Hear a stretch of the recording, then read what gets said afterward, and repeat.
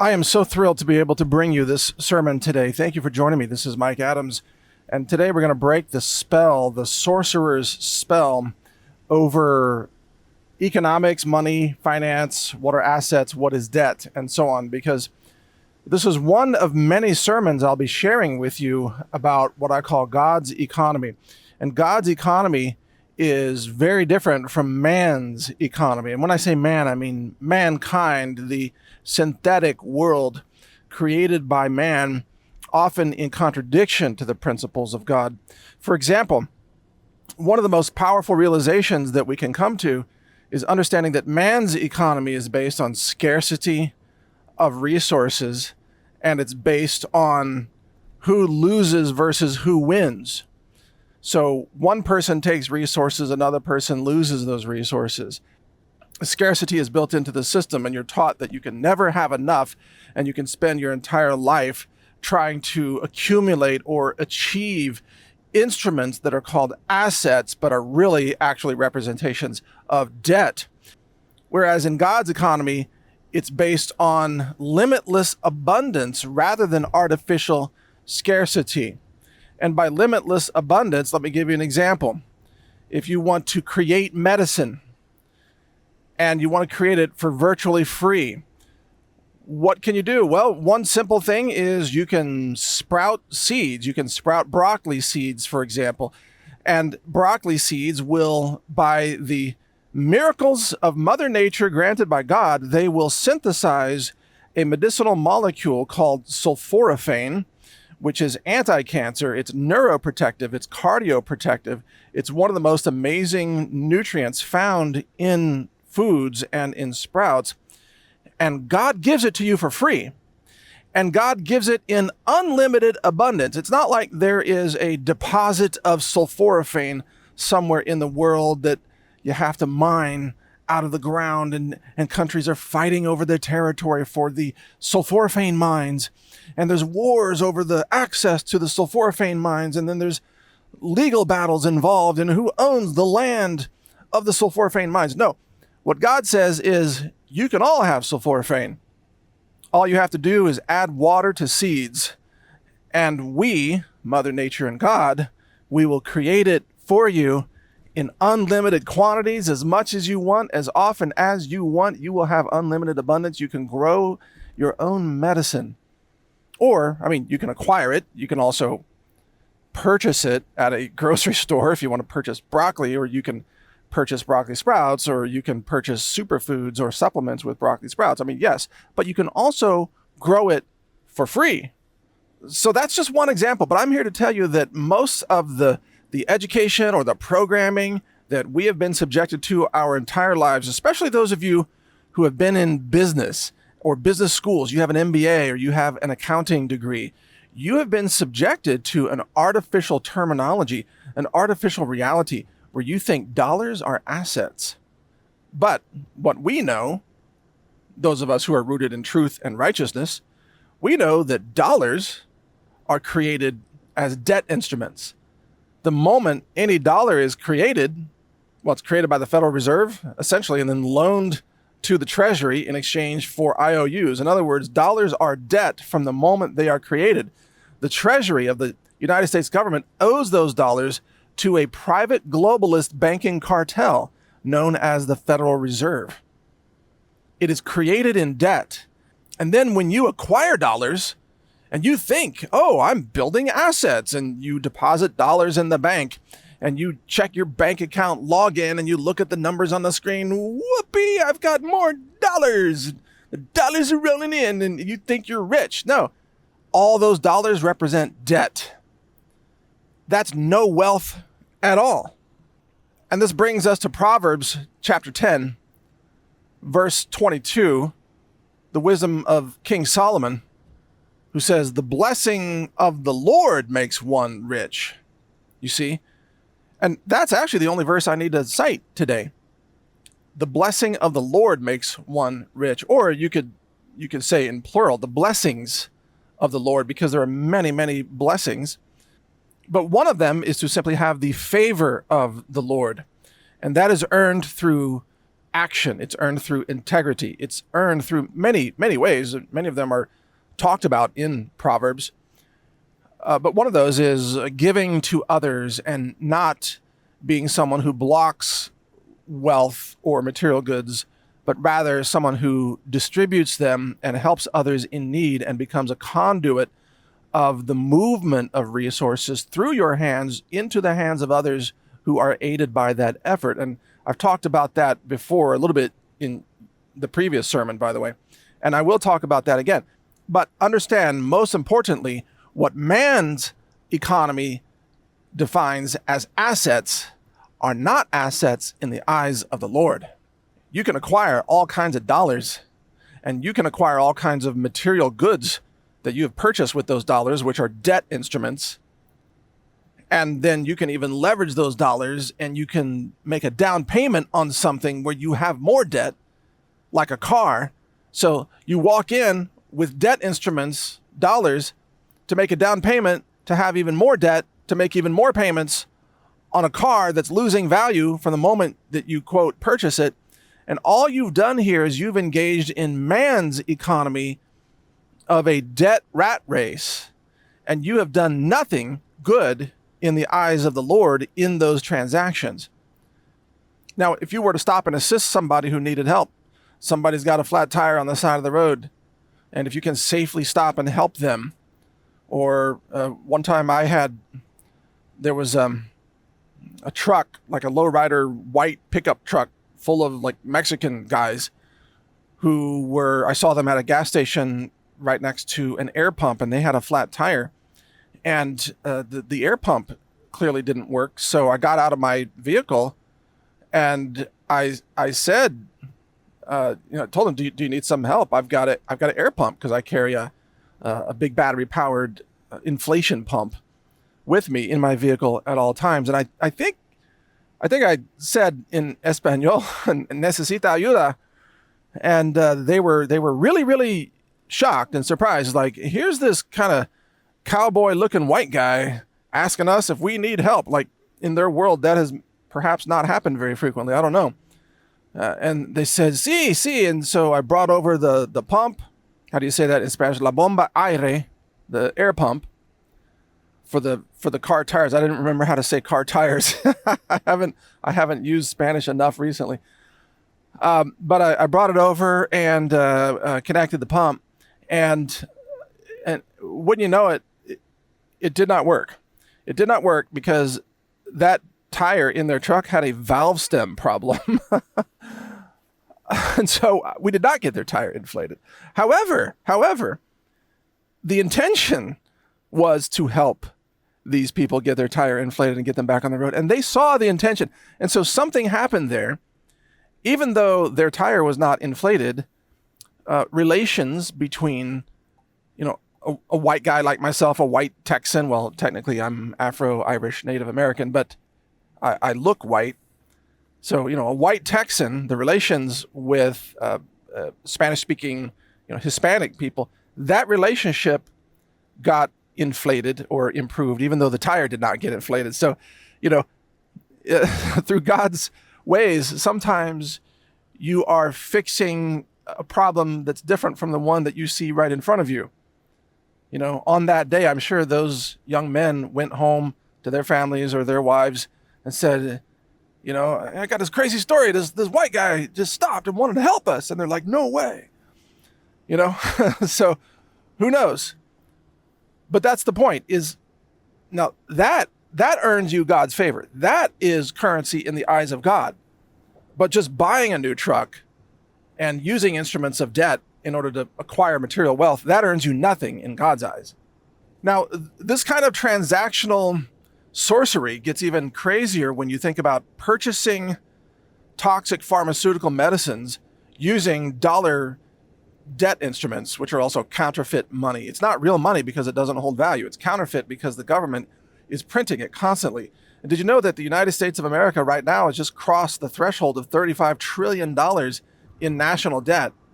And if you include the unfunded liabilities that it owes to the people over time, that number becomes nearly $200 trillion, completely unpayable, will never be paid, which means the currency will eventually collapse. It means this whole debt-based system, or man's economy, is an economy rooted in fraud, and it is an economy that will end in catastrophic collapse. But even before the collapse, a lot of people, they want to go to a pharmacy and purchase toxic prescription medications that harm them.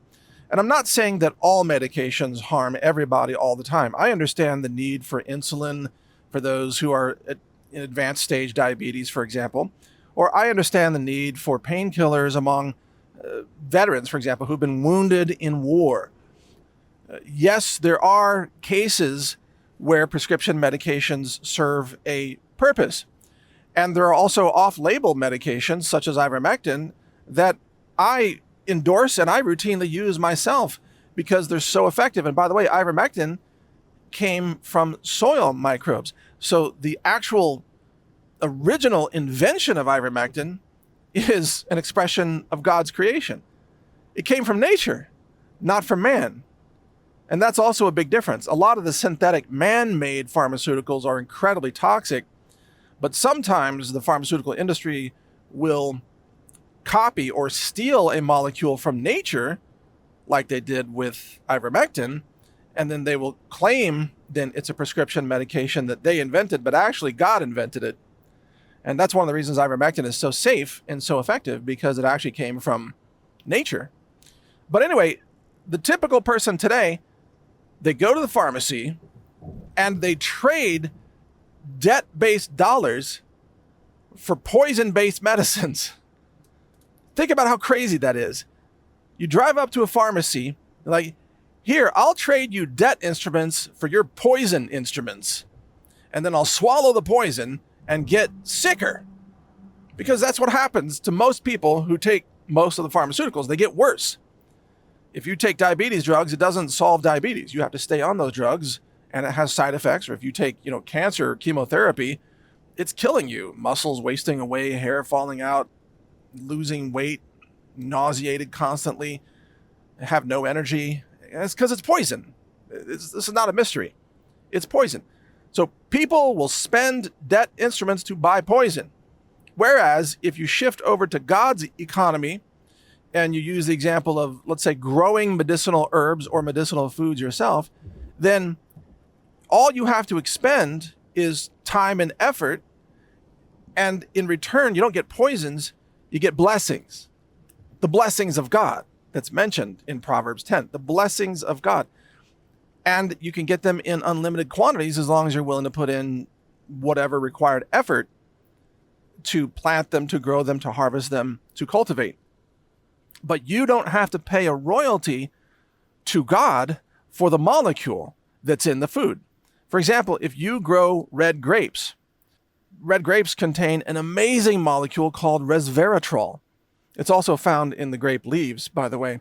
And resveratrol is produced by the grape plant in response to an attack by fungi. So when the grape plant is attacked by molds, fungi, or fungal spores, it produces resveratrol as a defensive mechanism, which is why if you spray grapes with man's fungicides, synthetic chemicals, you deprive the plant of its natural cycle of producing resveratrol. And that's why grapes that are treated with pesticides, herbicides, and fungicides, they lack the nutritional density of grapes produced organically, or grapes that you produce yourself, which are a lot more nutritionally dense. But if you want to grow grapes, you can grow an unlimited quantity of grapes. You can graft the grapes, or you can clone the grapes, or whatever propagation method works best for your grapes. And you notice that when you graft a plant or clone a plant or harvest a seed and plant a seed, you don't have to pay royalties to God, do you? God doesn't send you a bill, intellectual property claims, you're pirating our molecules known as resveratrol and proanthocyanidins, which are found in grape seeds, for example. You don't get a bill from God. God grants you these blessings for free and in unlimited quantities. And actually, the next verse from Proverbs 10, I think it's verse 23, also says, and I'm paraphrasing because I'm not reading it right now, but it says that in addition to the blessing from God, also he does not give you sorrow with it.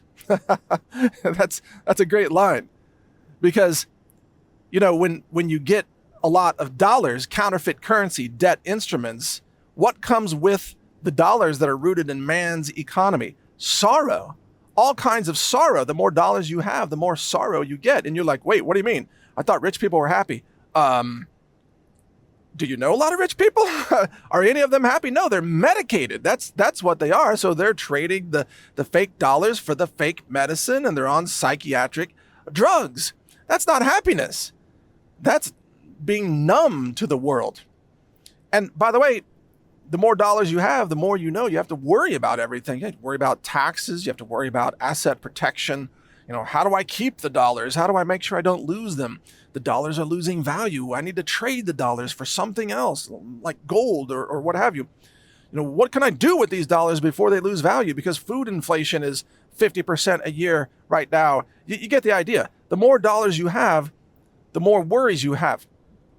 But if you're growing God's molecules in plants, in foods, superfoods, or sprouts, you don't have all those same worries. If you're growing a grape orchard in your backyard, you're not worried. Like, is the IRS going to come take my grapes?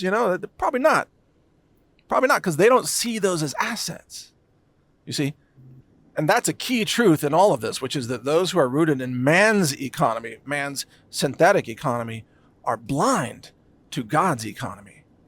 They don't recognize real assets. They don't see value in the things that actually have value. They assign value to synthetic things that are worthless because they're rooted in debt, or they're rooted in disease or poisons and things that you can't take with you. But if we're going to use the word assets, we need to recognize that assets must be those things that you can take with you, things that God sees as having value. And that's not dollars, folks. That's not dollars. It's more like deeds, behavior, integrity. You earn that in your life day by day with the decisions that you make, and God grants you those assets through his favor. There is no wealth other than the blessing of God. Everything else is illusion. Now, in order to understand God's economy in more depth, we also have to look at the fraud of the traditional financial and investment system that promises you returns over time, but actually deceives you into taking less money than what you put in. So, for example, if you go to a traditional beast system bank, every regular bank in America, and you give them, let's say $100,000 in a CD, a certificate of deposit, and they say, well, we'll pay you something, let's just say it's 5% return, which is actually higher than what it would be, but it's an easy number to work with. So they say, we'll pay you 5% annual return. So you turn over to them $100,000 in currency, which, remember, is not money. It's actually instruments of debt. And then in a year, they give you back $105,000 of the same currency. But after that year has gone by, what is that currency worth? It's actually lost more than 5% in purchasing power because, of course, money printing leads to inflation, and inflation is indicative of rising prices, and what you're paying at the grocery store is way more than 5% more each year. It's more like 25% more. And your insurance rates, health insurance, home insurance, car insurance, business insurance, what have you, liability insurance, is going up 20, 25 or more percent every single year. So you gave the bank $100,000. What you got back was maybe only about $75,000 worth of purchasing power in last year's dollars. You see what I mean?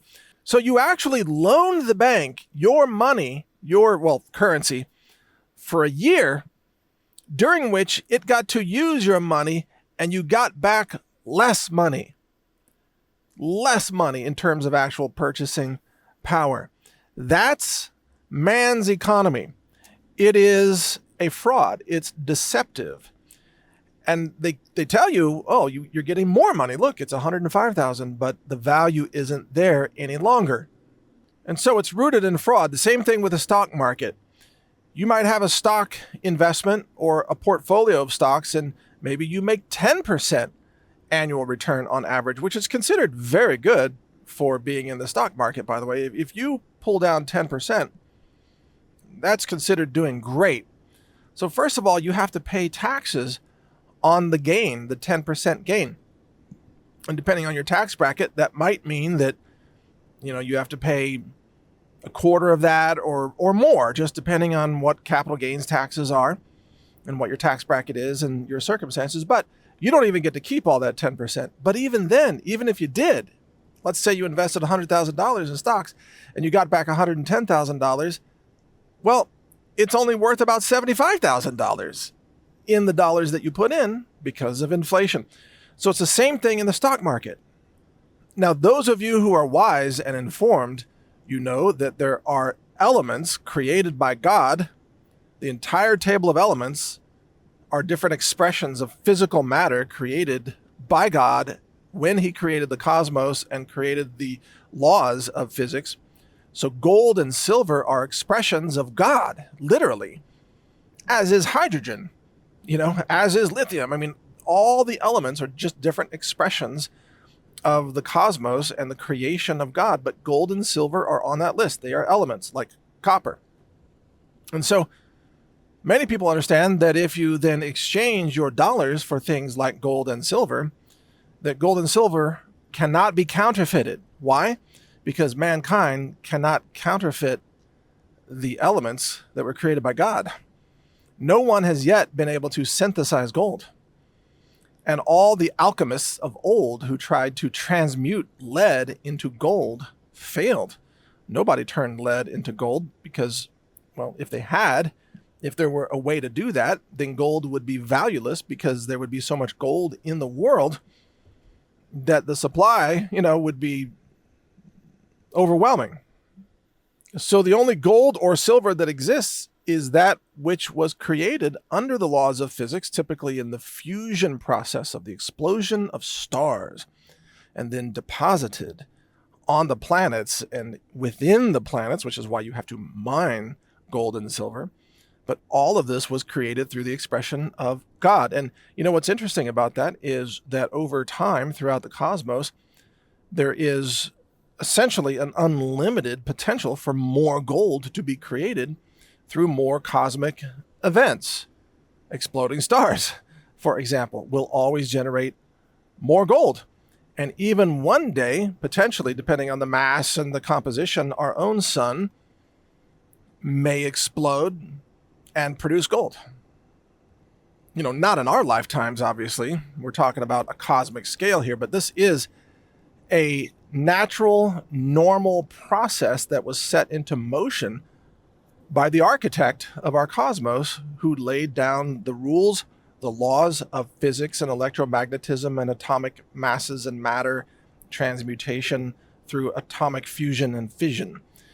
And that has been driven by God, and mankind hasn't been able to counterfeit that.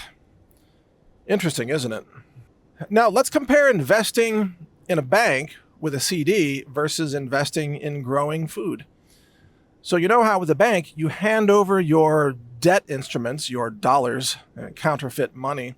You hand it over, the bank gets to use it for a year, and you get less back than what you put in terms of purchasing power. So you lose. No matter what, you lose. Well, what if you put time and money and effort into growing food or growing medicine? Herbs, foods, superfoods, backyard gardening, sprouting, growing medicinal mushrooms even. Well, in that case, you get back more than what you put in. You put in some time and some effort, maybe a little bit of upfront cost. You're going to need some garden tools. You might need some garden soil. You might need some seed packs and things like that. But those costs are relatively minimal compared to what you get out of it. Once you set that system in motion, which is rooted in nature and God's blessings, that system then begins to grow, and it uses sunlight as energy photosynthesis. And the inputs of photosynthesis are carbon dioxide, water, and sunlight. And with those three inputs, each of which represents a pillar of life in the cosmos, by the way, with those three combined through the miracle of chlorophyll, which is the molecule that carries the energy around the plant and that looks green, by the way, then you have bioenergy in plants. And this bioenergy then synthesizes molecules which are vitamins and nutrients, such as vitamin C. Or certain mushrooms generate vitamin D, which is an anti-cancer nutrient. Or some plants will synthesize carotenoids, which are typically fat-soluble antioxidants. And certain microalgae, such as Haematococcus, which is the microalgae that's used to grow astaxanthin. It produces astaxanthin, which is called the king of the carotenoids. It is a fat-soluble antioxidant that is incredibly potent and dense in its power. And wait till I tell you the story of why microalgae even create astaxanthin. It's actually a long-term solar shield so that they can go into hibernation for sometimes a century in deserts and places that have very little rainfall. And then when the rain comes one day, even 100 years later, they come back to life because they've been protected in their cocoon of astaxanthin that has protected them from radiation damage, from ionizing radiation of the sun. Yes. And the value of astaxanthin is so great, or even let's say the value of resveratrol, like I said earlier, or the value of anthocyanins.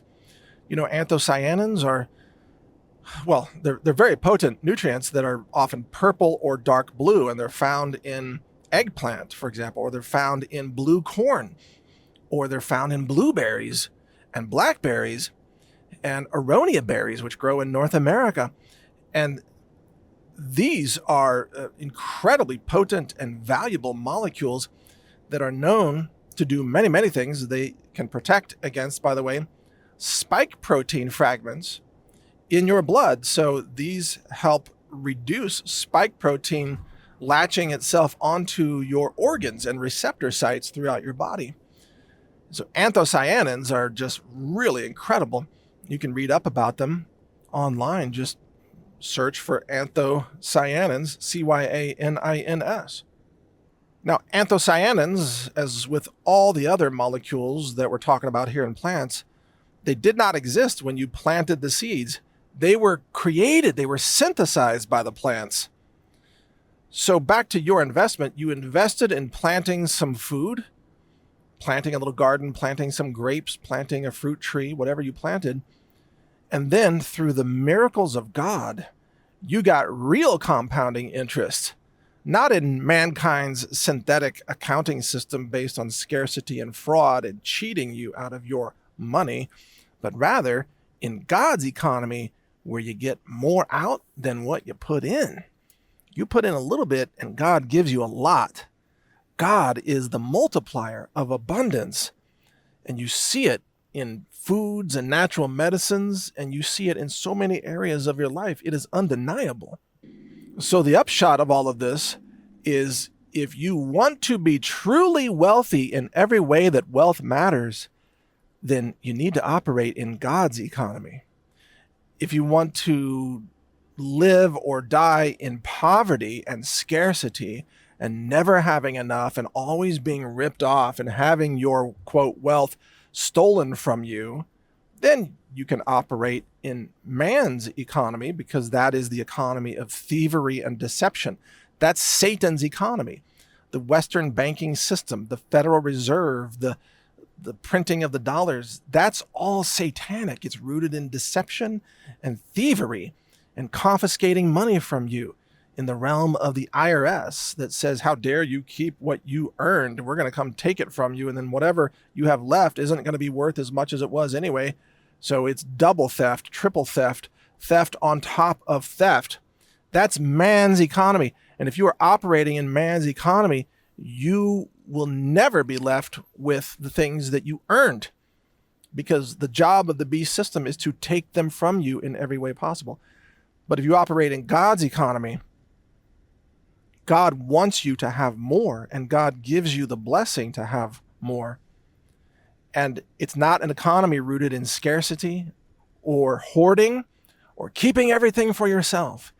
It's an economy based on recognizing the limitless abundance. And if you have limitless abundance, why wouldn't you share with others? Because whatever you have that you want to give to someone else who needs it, if you're operating in God's economy, there's more where that came from anyway. You're going to be blessed with more. You will always have more than what you need. And then you become a conduit for others, to help others who are not yet on board fully with God's economy, but maybe they need a sign of it, and you can be that sign. Okay, one more thought about God's economy is that when you're operating in God's economy and you are serving as a conduit of distributing resources, you are a steward, a temporary steward of resources to help others, to contribute to society, and so on. The mindset, the heart of what you're doing matters just as much as the actions. And I want to be very clear. You can't trick God with your actions.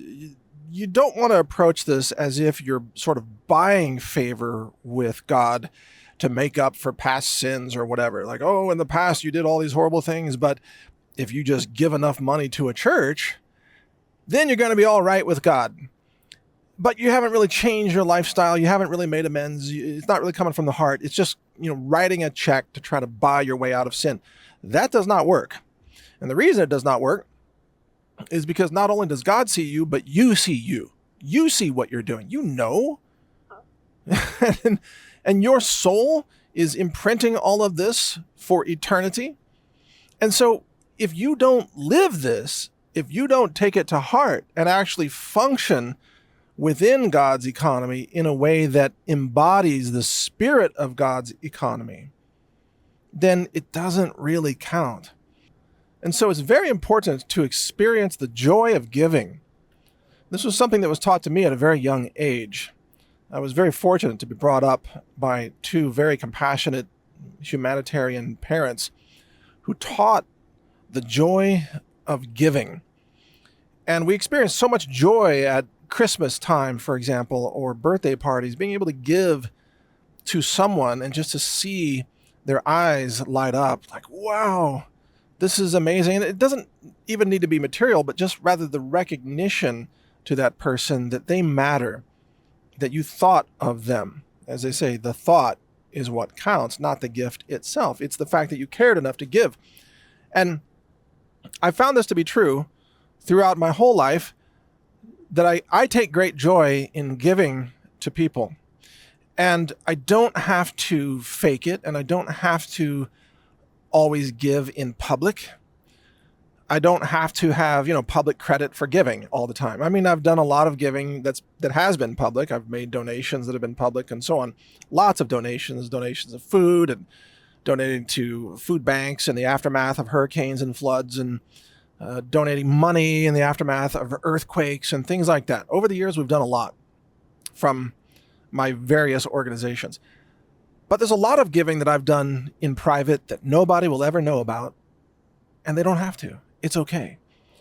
Because it was the joy of giving and the joy of seeing in somebody else's eyes that they are valued. And often I like to give things that are practical. So I'm not the kind of person to give gifts that are cosmetic. I don't give even a bottle of wine. That's just not me. You'll never see me show up with a bottle of wine. I give people things that are practical, things that they can use, things like emergency medicine for their pets, for example, or, things that have gold in them, because I love the element of gold and what it represents, which is a store of value in God's economy. It's an expression of, God's design of the universe. So I will give practical things to people, and they very often love that. But just as importantly, I love doing it. And I've consistently found over the years that even as I give away more and more, I am blessed with more and more things to give away. It's really extraordinary. There are times I'm actually overwhelmed with so much stuff, so many boxes of things that have been given my way, that have been donated to our organization, that I have to take my truck and pick them all up, and then it actually becomes a hassle. What do I do with all this stuff? And I start making lists of where to send it, what to do with it. And we've also found there are some difficulties of giving certain things to food banks, for example. Food banks don't like food that isn't processed food from regular food companies. So in our own organization, sometimes we have supplements or food to donate. And over the years, we found it very difficult to locate groups that would accept those donations. We did finally locate 2 groups, faith-based groups, that we have donated a tremendous amount, like pallets of supplements and superfoods. And of course, they have to be non-expired product, which they were. And they have to be accurately labeled, proper food or supplement labeling and so on, which they were. But, thank goodness that we found some groups that we could donate through for some of the pallet-sized donations. But for other things that are smaller than that, I'm often doing that locally and just handing things out to various people. And I really, really enjoy that. And I feel blessed to have that opportunity. Now, if you're not blessed with all kinds of incoming donations, that's fine. There are many other things that you can give to people. Like, think about sprouts. What an amazing gift to give somebody that costs almost nothing. Go buy a mason jar, get a sprouting lid for it, which you can buy online very inexpensively, and just take some broccoli seeds and put them in a little sandwich bag and, write on it broccoli seeds, and put the seeds with the bag in the jar and put the sprouting lid on top. And that's a gift to somebody. It's a medicine gift. You've given them the gift of sulforaphane and all the other amazing molecules that are found in broccoli sprouts. Or you could use alfalfa sprouts and give them the gift of, chlorophyll or whatever. Different kind of sprouts have different kinds of nutrients. But you can create sprouting kits for almost nothing and give them to people and have a conversation with them about God's economy. That, look, this costs you nothing, and it's going to generate medicine for you, actual medicine in the food, in the herbs, medicine that you don't need a doctor's permission to take. You don't need a pharmacy. You don't need a prescription. You don't have to wait in line at the pharmacy. You don't need a medical insurance card. You don't have to fill out paperwork. You don't have to pay health insurance. You just add water, and it grows medicine for you, and it multiplies the inputs, because we're living in God's economy. It is a multiplier of abundance. And the more you can see this in the world around you and recognize how God's economy actually works, that it's built on multiplying, and it's built on limitless abundance, and it's built on creation. The plant is creating the vitamin C. The seed of an orange doesn't itself contain all the vitamin C that's going to be found in all the oranges. As the tree grows, it builds the vitamin C, and it does so for free, and it does so with limitless abundance. If we operate in that economy, it's transformative. Our lives are forever changed and forever improved. So I invite you to recognize how God's economy works, and then also scrutinize more closely the fraud of man's economy. Most of us have been operating in man's economy our entire lives, and we think that dollars are money, and we think that banks pay us extra, and we think all these things that are not true. You've been deceived your entire life. Switch to God's economy, and you can start living a life of abundance. So those are my words of advice for today, is to be that sign that others need. Be that example of operating in God's economy. Share wherever you can, and give blessings to others as you have been blessed. Thank you for listening today. Mike Adams here.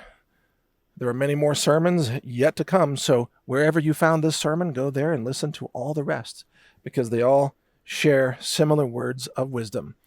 God bless you all. Take care.